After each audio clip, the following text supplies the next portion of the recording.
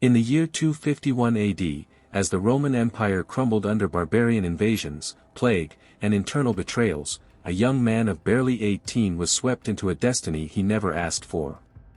His name was Gaius Valens Hostilian, son of the Decian dynasty. Official history presents him as a fleeting emperor, a minor figure who died young from the plague. But behind that simplified and convenient version lies a much darker truth. Hostilian was not simply a teenage emperor caught in a time of chaos. Above all, he was a victim. A boy whose innocence was corrupted in the marble halls of the Palatine, a son whose court intrigues made him a hostage of the very man who swore to protect him, and an emperor who was silenced when his mere existence threatened to expose unspeakable secrets. Mid-3rd century Rome was not the golden city that had once embodied the glory of Augustus, nor the solid power of Trajan. It was a dying empire, torn apart by civil war, weakened by relentless epidemics, and corrupted by a ruling class that preferred to destroy lives rather than relinquish power. In that grim scenario, Hostilian's life became one of the most disturbing tragedies that time tried to erase. Today, we are going to uncover that truth. The story you are about to hear reveals how a young emperor was used, manipulated, and ultimately eliminated to protect the powerful. A tale rarely found in textbooks, because it shows how human cruelty can devour even those who wore the imperial crown. If these opening words already send shivers down your spine, subscribe now and turn on notifications, because what comes next will show you the darkest face of Rome, the one official history has always tried to silence. Hostilian was born around the year 230, in a Rome that no longer shone as it once did, but still clung to its lost grandeur. He was the son of Emperor Decius, a general who had risen through civil wars, and Herennia Etruscula, a matron of noble lineage. His destiny, at least on the surface, seemed secure, to grow in the shadow of his older brother, Herennius Etruscus, who was marked as the legitimate heir. But fate rarely respects the plans of men. In the summer of 251, in the swamps of Abritus, the empire suffered a devastating blow. There, both Decius and Herennius perished in a Gothic ambush. Father and son, emperor and heir, fell together, leaving a power vacuum that unleashed chaos in the capital. The news struck Rome like thunder. The Eternal City, accustomed to tragedies, trembled upon learning that in a single instant, it had lost both its leader and successor. And in the midst of that whirlwind of fear, the name Hostilian, a shy young man of barely 20, began to circulate in the corridors of power. Overnight, the boy with a still smooth face and reserved nature went from being a minor prince, to becoming the only legitimate piece left of the dynasty. Senators saw him as a fragile symbol of continuity, while generals regarded him as little more than a useful pawn to legitimize their own ambitions. It was then that Trebonianus Gallus entered the scene, a veteran general who had survived the disaster at Abritus. Proclaimed emperor by the Danubian legions, Gallus sent a message to Rome: he would govern alongside the boy, but on his own terms. Hostilian would be emperor, yes, but an emperor under tutelage, a co-ruler whose voice would be silenced in important decisions. His mother, Herennia, immediately sensed the danger. She knew her son lacked the political strength and military experience to defend himself in a court teeming with ambition. Yet there was nothing she could do. The machinery of power had already marked him, and Rome did not forgive the weak. On the surface, Hostilian ascended to the most powerful throne on earth. In reality, he was stepping into the gilded cage of a dying empire, where every smile hid a betrayal and every piece of advice could become a death sentence. In the Palatine Palace, where the marble walls held more secrets than would ever be written in books, appeared the figure who would shape Hostilian's fate, Marcus Flavius Secundus. He was a middle-aged man, known for his scholarship in Greek philosophy and Latin rhetoric, but also for something more unsettling, his ability to survive every change of power. He had served under 4 different emperors, adapting to each regime with the cunning of a snake shedding its skin. When Trebonianus Gallus proposed him as the young emperor's personal tutor, the court breathed a sigh of relief. A wise man would take care of the boy. But Herennia, Hostilian's mother, could not shake a sense of distrust. She had observed in Secundus something few wanted to admit, a cold, calculating gaze, like that of a man who saw in her son not an emperor, but a prey. With a speech full of sweetness and apparent concern, Secundus convinced everyone that the lessons for the new Caesar needed to be private, intense, and away from the curious eyes of the court. He argued that only in this way could the young emperor be prepared to understand the true nature of power. And so, night after night, Hostilian was led to his tutor's chambers, away from his mother, away from the counselors, away from any witnesses. What began as discussions of philosophy and politics gradually turned into something darker. Secundus introduced the idea that absolute power was based on domination and submission. He cited Aristotle, Plato, and even past emperors to justify that a ruler must learn to endure private humiliations in the name of public stability. But the words soon ceased to be mere theory. Secundus began demanding practical proofs of obedience. And the boy, cornered by fear and isolation, was forced to endure what no emperor should have to experience. Gradually, the servants noticed the changes. Hostilian no longer looked adult men in the eyes, ate less, and woke up at night drenched in sweat. His gaze, once naive and curious, became distant, as if trying to escape into an inner world where his tormentor did not exist. The court, however, remained blind. Official reports spoke of excellent progress in the education of the teenage emperor. No one suspected, or perhaps no one wanted to suspect, that behind those closed doors, the darkest tragedy of the dynasty was unfolding. The month of August brought an even darker turn in the young emperor's life. Under the pretext of protecting him from the dangers of the plague sweeping through Rome, Marcus Flavius Secundus managed to isolate Hostilian completely from the rest of the court. Public audiences were reduced to a minimum. Even visits from his mother, Empress Herenia, became rare and cold, always monitored by guards or counselors. The boy, who had barely begun to understand the weight of the imperial purple, was reduced to the most absolute solitude, imprisoned within his own palace. Secundus had convinced everyone that isolation was necessary to forge the new Caesar's strength. But the truth was far more sinister. Every night, in the private chambers of his tutor, the teenage emperor was subjected to sessions that were nothing like education. The psychological transformation was devastating. The young man began losing his appetite, his voice trembled during speeches, and those who saw him up close noticed a vacant gaze, as if he were no longer there.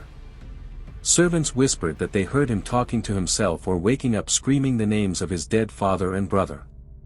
The senators began to suspect that something was wrong, but the fear of scandal kept them silent. The empire, on the brink of collapse, could not afford for its emperor to appear as a broken child. And so, what was happening behind the closed doors of Secundus' library remained hidden behind a wall of complicit silence. While Rome burned with pestilence and wars, the real fire was at the heart of the palace, a teenage emperor, slowly consumed by fear, humiliation, and pain that no one wanted to see. The court's silence could not last forever. The deterioration of the young emperor was becoming increasingly evident. During public ceremonies, his voice broke, his speeches seemed rehearsed and empty, and more than once his face revealed a grimace of pain that he could not hide. During a procession in honor of Rome's protective gods, Hostilian suffered a sudden collapse. He fell to his knees before the crowd, muttering incoherent words that many witnesses claimed were cries for help. Some swore they heard names, veiled accusations, and laments from a boy who could no longer bear the burden of the secret. The rumor spread quickly through the Senate, something dark was happening inside the palace. The guards had privately confessed to hearing nighttime moans and muffled cries behind the doors of Secundus' tutoring rooms. Servants had seen the young emperor leave with torn clothes, bruised skin, and red, tear-stained eyes. The suspicions eventually reached Trebonianus Gallus. The co-emperor, who had preferred to look the other way to avoid scandal, could no longer ignore the growing voices of concern. He summoned Secundus to a private meeting, disguised as a conversation about the educational progress of the young emperor. There, in the shadows of his office, Gallo revealed his doubts. He asked directly about the teaching methods employed by the tutor. Secundus's answer was as skillful as it was chilling. With a calculated smile, he explained that the education of an emperor required extreme sacrifices, that power was not understood with the mind alone, but with the body and soul subjected to trials that no ordinary citizen could endure. And he added, with a venom even more dangerous, that Hostilian's fragility was a flaw that had to be corrected at any cost. If he could not withstand the trials, perhaps he should never have been emperor. The words left Gallo in an impossible dilemma. Denouncing Secundus meant unleashing a scandal that could plunge the entire empire into crisis. Remaining silent made him complicit in the crime being committed against a child turned Caesar. Thus, the senior emperor chose the darkest path, doing nothing. A silence equivalent to a sentence. Trebonianus Gallo's decision to remain silent did not solve the problem, it multiplied it. Because while the senior emperor tried to maintain appearances, Marcus Flavius Secundus was already preparing the next move in his macabre game. Hostilian was breaking down. His public crises, fainting spells, and incoherent whispers were beginning to raise dangerously suspicious attention. The court murmured, senators whispered, and all of Rome began to sense that something terrible was happening at the heart of the palace. Secundus knew it, the young man was no longer useful as emperor, now he was a risk. A risk that had to be eliminated. It was then that the most sinister conspiracy was hatched, the death by plague. The epidemic spread like a dark veil across the empire, claiming thousands of lives in Rome. What better alibi to get rid of an inconvenient emperor than to blame it on disease? The plan was simple and monstrous at the same time. Poison would be administered in small doses, disguised in the wine and food the young emperor received daily. The symptoms would mimic the plague perfectly: fever, nausea, weakness, delirium. The court physicians, either bribed or intimidated, would confirm the official diagnosis. No one would suspect a thing. Meanwhile, at night, Secundus continued his lessons. He took advantage of the boy's weakening to crush him even further. "Your illness is no accident," he whispered. "It is the punishment of the gods for your weakness. Die knowing that not even they consider you worthy to rule." The young emperor, barely 20 years old, understood in his rare moments of lucidity that he was being slowly poisoned. To the few servants who still dared to approach, he whispered in a faint voice. "The poison is in my cup, death comes with every sip." But no one could save him. The plot was sealed. Rome was about to lose its last teenage emperor, not to the plague, but to the betrayal of those around him. Hostilian's final days were a silent ordeal. Each dawn found him weaker, his body consumed by fevers that seemed to burn from within, and his mind oscillating between lucidity and delirium. Rumors grew in the palace corridors, the young emperor was fading, and Rome barely showed compassion. The official version claimed plague. No one dared question that explanation in public, but in private, the servants whispered that something did not add up. Some had seen the young man reject wine in terror, pleading in whispers not to be forced to drink. Others said that, in his fevered delirium, he kept repeating, "The poison, it's here, inside me." Irenia Etrusilla, his mother, desperately tried to save him. She sought independent physicians, searched for alternative remedies, even personally tasted her son's food. But it was all in vain. The machinery of power was stronger than any maternal instinct. Her access to Hostilian was limited, her warnings dismissed, and her pleas drowned in the silence of fear. On July 28, 251, the tragedy was consummated. The young emperor died surrounded only by court physicians and officials who feigned pity while certifying a diagnosis that had already been decided: plague. None of them mentioned the possibility of poisoning. None spoke of the abuses. None revealed that behind that death was a carefully planned crime. The funeral was splendid, organized with all the pomp befitting a fallen emperor. The people mourned the loss of a promising young man, while Trebonianus Gallo delivered solemn speeches presenting him as a martyr of the plague. And Marcus Flavius Secundus, the man who had destroyed his innocence and orchestrated his end, appeared among the dignitaries, dressed in mourning, feigning tears that never existed. The official story was written: Hostilian died a victim of the epidemic. The truth, however, was buried with his body, sealed by fear and corruption. Hostilian's death did not mean justice, only silence. The palace breathed a sigh of relief seeing the young emperor buried under the pretense of plague, and the conspirators slept peacefully, knowing that the only witness to their abuses had disappeared. Rome, once again, preferred forgetfulness to truth. Marcus Flavius Secundus, far from being punished, was rewarded.